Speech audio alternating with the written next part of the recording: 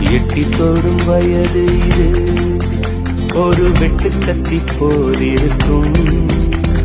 அதிசயம் என்னவென்றால் அதன் இரு பக்கம் கூறியிருக்கும். கனவுக்கு செயல் கொடுத்தால் அந்த சூரியனில் செடி முளைக்கும்.